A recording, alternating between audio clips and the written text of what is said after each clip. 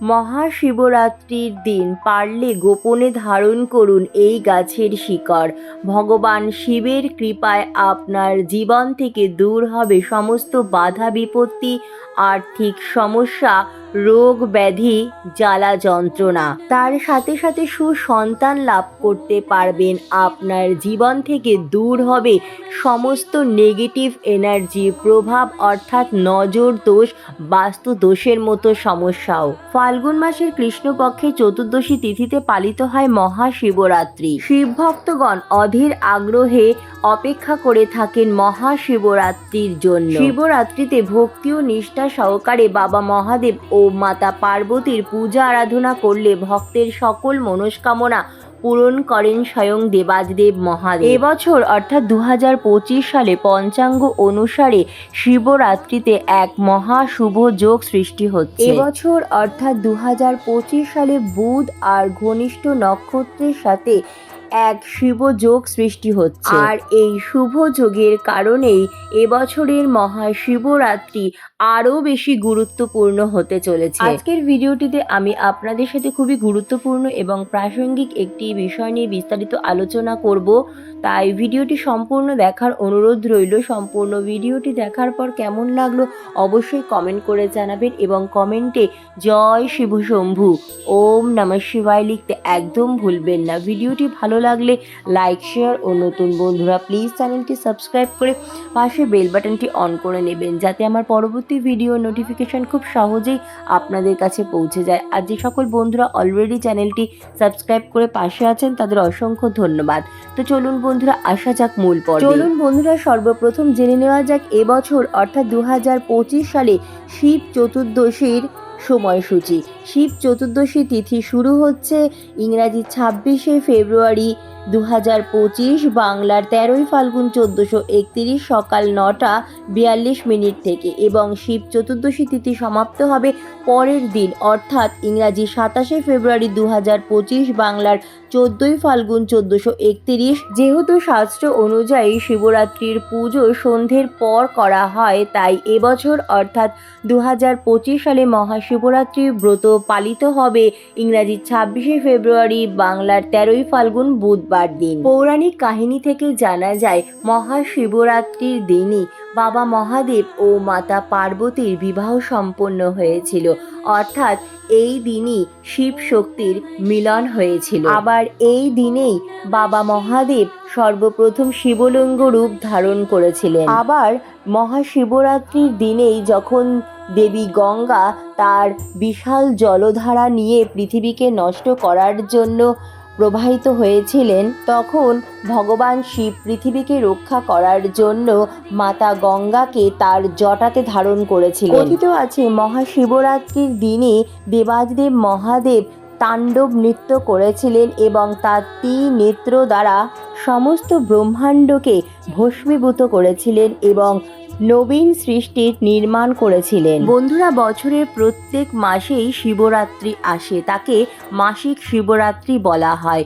তবে বছরের 12টি শিবরাত্রির মধ্যে ফাল্গুন মাসে কৃষ্ণপক্ষের চতুর্দশী তিথির এই শিবরাত্রিকে মহাশিবরাত্রি বলা হয়। হিন্দু ধর্মে মহাশিবরাত্রির ব্রত সর্বশ্রেষ্ঠ ব্রত হিসাবে মানা হয়। মহাশিবরাত্রিতে ভগবান শিবের পূজা আরাধনা করা সর্বশ্রেষ্ঠ বলে মানা হয়েছে। ভক্তবৃন্দগণ ভক্তি ও নিষ্ঠা সহকারে এই দিন বাবা মহাদেবের পুজো আরাধনা করলে ভক্তের সকল মনস্কামনা পূরণ করেন স্বয়ং দেবাদিদেব মহাদেব। বিশ্বাস করা হয় মহাশিবরাত্রির দিন ভগবান শিব অত্যন্ত প্রসন্ন থাকেন।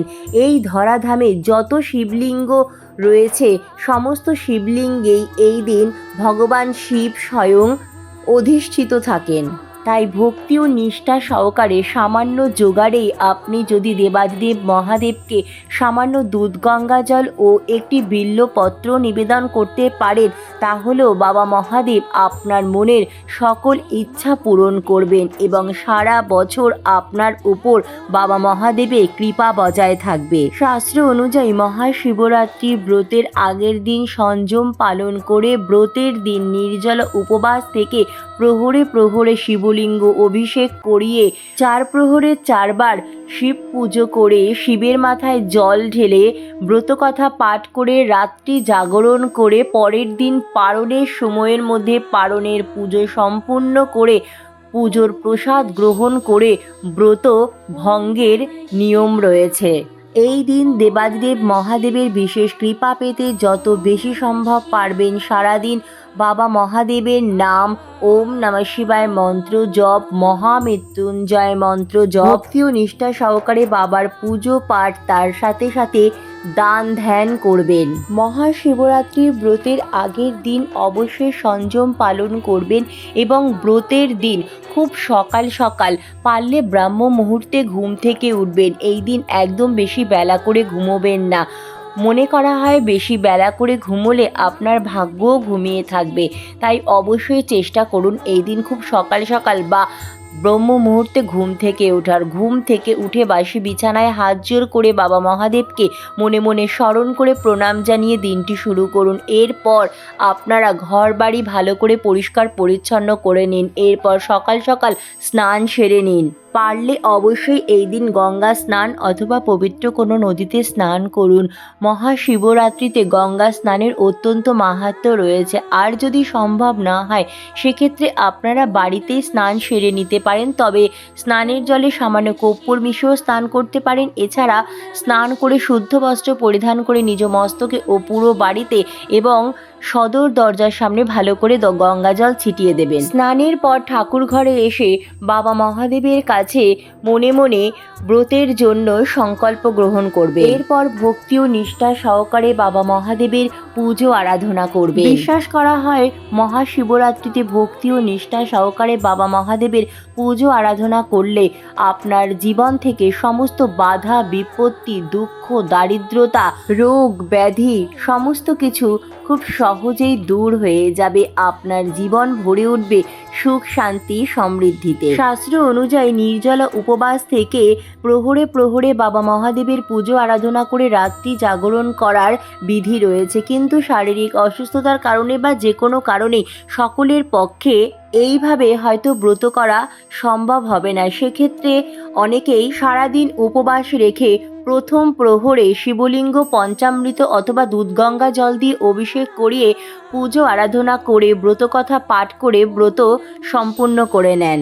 আবার অনেকেই আছেন যারা সকাল থেকে উপবাস থেকে বেলা 12টার পর শিবলিঙ্গ অভিষেক করিয়ে পুজো আরাধনা করে ব্রত সম্পূর্ণ করে নেন। আপনাদের সুযোগ সুবিধা মতো আপনারা মহাশিবরাত্রি ব্রত পালন করবেন। আসলে মনের ভক্তিটাই সব। ভক্তি ও নিষ্ঠা সহকারে এই দিন বাবা মহাদেবের পুজো আরাধনা করুন। বাবা মহাদেব তাতেই আপনার উপর অত্যন্ত প্রসন্ন হবেন। এই দিন আপনারা ফল, সাবু, দুধ, মিষ্টি, শরবত গ্রহণ করে ব্রত রাখুন। ভুল করেও এই দিন কোনো রকম তামসিক খাদ্য অথবা আমিষ জাতীয় আহার গ্রহণ করবেন না বা বাড়িতেও আনবেন না। এই দিন সাদা লবণ ব্যবহার করবেন না।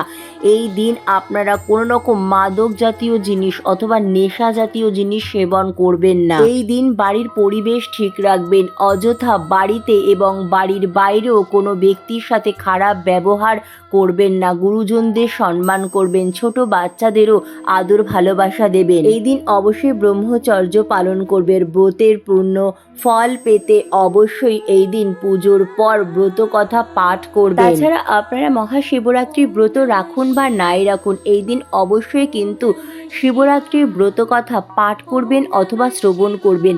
তাতে করেও আপনারা মহাশিবরাত্রির ব্রতের পূর্ণ ফলের অনেকাংশই লাভ করতে পারবেন। শিব পুরাণে এই ব্রতের মাহাত্ম্য কথা বলা হয়েছে। জেনে অথবা না জেনে অজ্ঞানেও যদি মহাশিবরাত্রি ব্রত পালন করা হয়, বাবা মহাদেবের আশীর্বাদে যমরাজের দূত সেই ব্যক্তিকে কখনো স্পর্শ করতে পারবে না। মহাশিবরাত্রির দিন ভক্তি ও নিষ্ঠা সহকারে বাবা মহাদেবের পুজো আরাধনার পাশাপাশি মনের বিশ্বাস নিয়ে সংশয় দূর করে এই গাছের শিকড় যদি আপনারা ধারণ করতে পারেন, তবে আপনাদের জীবন থেকে সমস্ত বাধা বিপত্তি নিমেষের মধ্যেই দূর হয়ে যাবে। অর্থ আগমনের নতুন নতুন পথ তৈরি হবে, অর্থ অপচয় বন্ধ হয়ে যাবে। আপনি যদি ঋণের দায়ে জর্জরিত হয়ে থাকেন, সেখান থেকেও আপনারা দ্রুত মুক্তি পেয়ে যাবেন। অনেক দিন ধরে টাকা আটকে আছে, সেই টাকাও আপনি খুব সহজেই ফিরে পাবেন, অর্থাৎ আপনি রাতারাতি কোটিপতি হয়ে যাবেন। কারণ এই গাছের শিকড়ে দেবাদিদেব মহাদেব স্বয়ং বাস করে। তাই মহাশিবরাত্রির এই শুভ দিনের এই সুবর্ণ সুযোগ একদম হাতছাড়া করবেন না, কারণ মহাশিবরাত্রি বছরে একবারই আসে। জ্যোতিষশাস্ত্র অনুযায়ী মহাশিবরাত্রির এই পবিত্রতম দিনে শুভ সময়ের মধ্যে সঠিক নিয়ম বিধি মেনে আপনারা যদি এই গাছের শিকড় ধারণ করতে পারেন, তবে সারা বছর আপনাদের উপর বজায় থাকবে দেবাদিদেব মহাদেবের কৃপা। আপনারা হয়তো কর্মক্ষেত্রে কিছুতেই উন্নতি করতে পারছেন না, দিন রাত অক্লান্ত পরিশ্রম করছেন, তবুও ব্যবসায় লাভবান হচ্ছেন না, অথবা চাকরিতে পদোন্নতি করতে পারছেন না। তাছাড়া আপনি অথবা আপনার পরিবারের সদস্যর মধ্যে হয়তো অনেক দিন ধরে রোগ ব্যাধি লেগেই রয়েছে, যার কারণে প্রচুর অর্থের অপচয় হয়ে চলেছে। অর্থ কিছুতেই আপনারা হাতে রাখতে পারছেন না, আর সাথে সাথে পরিবারের সদস্যের মধ্যে মনোমালিন্য, দাম্পত্য কলহ, বাস্তু দোষের মতো সমস্যা লেগেই রয়েছে। আপনার জীবনে আপনার দুর্ভাগ্য কিছুতেই পিছু ছাড়ছে না, আপনি আপনার প্রতিটা কাজেই অসফল হচ্ছেন। জ্যোতিষ শাস্ত্র অনুযায়ী এই গাছের শিকড় মহাশিবরাত্রির দিন যদি আপনারা ধারণ করতে পারেন, তাহলে এই সমস্ত সমস্যা থেকে আপনারা দ্রুত মুক্তি পেয়ে যাবে। এই গাছের শিকড় ধারণ করলে আপনাদের সকল মনস্কামনা পূরণ হয়ে যাবে। আপনি হয়তো আপনার মন মতো কোনো জব খুঁজছেন, খুব শীঘ্রই দেখবেন আপনার মন মতো আপনি চাকরি পেয়ে গেছেন, অথবা আপনি ব্যবসায় লাভবান হতে চাইছেন, আপনার বন্ধ হয়ে যাওয়া ব্যবসাও দেখবেন দ্রুত সাফল্যের দিকে এগিয়ে যাবে, আপনি ব্যবসায় প্রচুর লাভবান হবেন। অর্থ আগমনের নতুন নতুন পথ তৈরি হবে, কোনো না কোনো মাধ্যম থেকে আপনি ঠিক অর্থ পেতে শুরু করবেন। প্রত্যেক হিন্দু গৃহস্থ বাড়িতেই তুলসী গাছ থাকে। তুলসী গাছে ভগবান শ্রীহরি বিষ্ণুর বাস। তুলসী পত্র ছাড়া ভগবান শ্রীহরি বিষ্ণুর পুজো অসম্পূর্ণ। আর তুলসী গাছকে মাতা লক্ষ্মীর স্বরূপ মানা হয়। আবার অপরদিকে সনাতন ধর্মে বহু যুগ যুগ ধরে অশ্বত্থ গাছ আর বট গাছের পুজো করা হয়। অশ্বত্থ গাছ আর বট গাছকে দেব বৃক্ষ বলা হয়। এই গাছের মধ্যে অনেক দেবদেবী বাস করেন। একইভাবে এমন অনেক গাছ রয়েছে যে গাছের মধ্যে স্বয়ং ভগবান শিবের বাস। গাছগুলির মধ্যে ভগবান শিবের দিব্য শক্তি বিরাজমান থাকে। ফাল্গুন মাসের কৃষ্ণপক্ষের চতুর্দশী তিথির এই মহাশিবরাত্রিতে অথবা যে কোনো সোমবার আপনারা যদি ভক্তি ও নিষ্ঠা সহকারে বাবা মহাদেবের পুজো আরাধনার পাশাপাশি মনের বিশ্বাস নিয়ে সংশয় দূর করে এই গাছের শিকড় ধারণ করতে পারেন, তাহলে আপনাদের জীবন থেকে দূর হবে নানান বাধা বিপত্তি। ভগবান শিবের আশীর্বাদ এবং বরদান আপনারা একসাথে লাভ করতে পারবেন। আর এই ছোট্ট উপায়টি করলে আপনাদের মনের সকল ইচ্ছা পূরণ হবে। বন্ধুরা, এই পবিত্র সময়ে কিন্তু সমুদ্র মন্থন হয়েছিল, আর এই সমুদ্র মন্থন থেকে কালকূট নামক এক ভয়ঙ্কর বিষ উঠে এসেছিল। এই বিষের কারণে পুরো সৃষ্টিতে হাহাকার শুরু হয়ে গেছিল, পুরো সৃষ্টি বিনাশের মুখে চলে যাচ্ছিল। আর ঠিক তখন ভগবান শিব সমগ্র বিশ্বকে রক্ষা করার জন্য সেই হলাহল বিষ নিজ কণ্ঠে ধারণ করেছিলেন। আর এই বিষের কারণেই ভগবান শিবের কণ্ঠ নীল হয়ে গিয়েছিল, আর তাই জন্যই তো ভগবান শিবের আর এক নাম নীলকণ্ঠ। তবে বন্ধুরা, এই বিষের কারণে ভগবান শিবের মস্তিষ্ক খুব তাড়াতাড়ি গরম হতে শুরু করে দিয়েছিল, যার ফলে সমস্ত দেবদেবীগণ জলের সঙ্গে নানা রকম গাছের শিকড়, পাতা, ফুল, ফল একত্রে মিশিয়ে সেই জল ভগবান শিবের মাথায় অর্পণ করেছিলেন, যার ফলে ভগবান শিব শীতলতা প্রাপ্তি করেছিলেন। আর এই জলের মধ্যে যে গাছের ফুল, ফল, পাতা, শিকড় সব থেকে বেশি ব্যবহৃত হয়েছিল, সেই চমৎকারী গাছটি হলো দেবাদিদেব মহাদেবের অত্যন্ত প্রিয় ধূত্র ফুল গাছ। হ্যাঁ বন্ধুরা, তাই তো ভগবান শিবের ধূত্র ফুল, ফল অত্যন্ত প্রিয়। মহাশিবরাত্রির দিন খুব সকাল সকাল আপনারা ঘুম থেকে উঠবেন, এরপর স্নান সেরে নেবেন। স্নান সেরে শুদ্ধ বস্ত্র পরিধান করে 1 ঘটি জল নিয়ে চলে যাবেন ধূত্র ফুল গাছের কাছে। সর্বপ্রথম ধূত্র ফুল গাছে সেই 1 ঘটি জল নিবেদন করবেন, তারপর ধূপ দীপ দিয়ে আরতি দেখাবেন এবং তারপর হাত জোড় করে ধূত্র ফুল গাছকে প্রণাম জানিয়ে ধূত্র ফুল গাছের কাছে অনুমতি চাইবেন যে হে বৃক্ষ, আজ মহাশিবরাত্রির দিন দেবাদিদেব মহাদেবকে নিবেদন করার জন্য তোমার শিকড় থেকে সামান্য একটু শিকড় নেব। এই বলে ধূত্র ফুল গাছকে প্রণাম জানিয়ে সামান্য শিকড় আপনি তুলে নেবেন এবং চলে আসবেন বাড়িতে। এরপর সেই গাছের শিকড়টি পরিষ্কার জল দিয়ে ভালো করে ধুয়ে নেবেন। এরপর শিকড়টিতে গঙ্গা জল ছিটিয়ে দেবেন এবং এরপর আপনারা যদি এই দিন বাড়িতে বাবার পুজো করেন তো বাড়িতে, অথবা যদি মন্দিরে গিয়ে বাবার পুজো করেন তো মন্দিরে, আপনার পক্ষে যেখানে সম্ভব হবে আপনি সেখানেই বাবা মহাদেবের এই দিন ভক্তি ও নিষ্ঠা সহকারে পুজো আরাধনা করে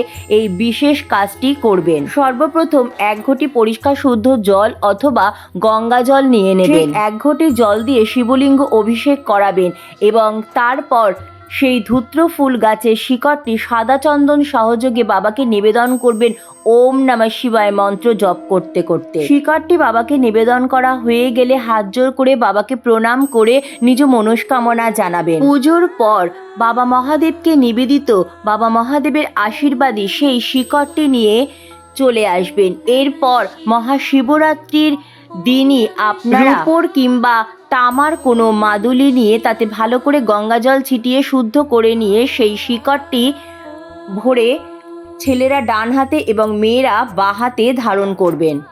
বন্ধুরা, আপনারা যদি চান আপনাদের ভাগ্য বদলাতে, তাহলে অবশ্যই মহাশিবরাত্রির দিন বাবা মহাদেবের আশীর্বাদী এই শিকড় ধারণ করুন। বাবার কৃপায় রাতারাতি আপনাদের দুর্ভাগ্য সৌভাগ্যে পরিণত হবে। আপনি যদি চান আপনার ভাগ্য সদা সর্বদা আপনার সাথ দিক, নবগ্রহ আপনার জীবনের সকল ক্ষেত্রে আপনি সফলতা চাইছেন, যখন বাবা মহাদেবের আশীর্বাদী এই শিকড় ধারণ করবেন প্রতিটা কাজে আপনারা সফলতা অর্জন করতে পারবেন।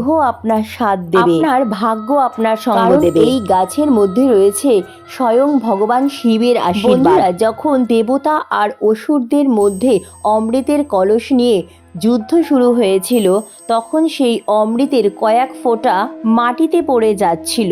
সেই অমৃতের কয়েক ফোঁটা মাটিতে না পড়ে তখন কয়েক ফোঁটা অমৃত এই গাছটির মধ্যে পড়েছিল, আর এই গাছটির নাম হলো অপামার গাছ। আবার অনেক জায়গায় এই গাছটিকে অনেকেই চিটচিটা গাছ নামে জানে। বন্ধুরা, দ্বিতীয় এই যে অপামার গাছের শিকড় আপনারা ধারণ করবেন, এই গাছটি কিন্তু অত্যন্ত চমৎকারী একটি গাছ। এই গাছের মধ্যে অমৃতের কয়েক ফোঁটা কিন্তু পড়েছিল। এই গাছের মধ্যে অনেক দেবদেবী বাস করেন। আপনাদের পক্ষে যদি সম্ভব হয় এই গাছের শিকড় তুলে আনার, তাহলে মহাশিবরাত্রির দিন সকাল সকাল ঘুম থেকে উঠে স্নান করে শুদ্ধ বস্ত্রে এই গাছের কাছে গিয়ে 1 ঘটি জল নিবেদন করুন। ধূপ দীপ দিয়ে পুজো আরাধনা করে এই বৃক্ষের কাছে অনুমতি চেয়ে সামান্য শিকড় তুলে নিয়ে আসুন এবং দেবাদিদেব মহাদেবকে পুজো আরাধনার পাশাপাশি এই গাছের শিকড় নিবেদন করুন এবং পুজোর পর রূপোর কিংবা তামার মাদুলিতে মনের বিশ্বাস নিয়ে সংশয় দূর করে মনস্কামনা জানিয়ে এই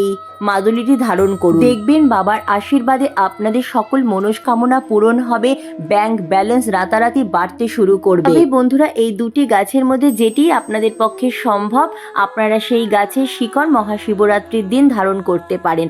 অনেক অনেক ধন্যবাদ ভিডিওটি দেখার জন্য। নমঃ শিবায় নমঃ। জয় শিব শম্ভু।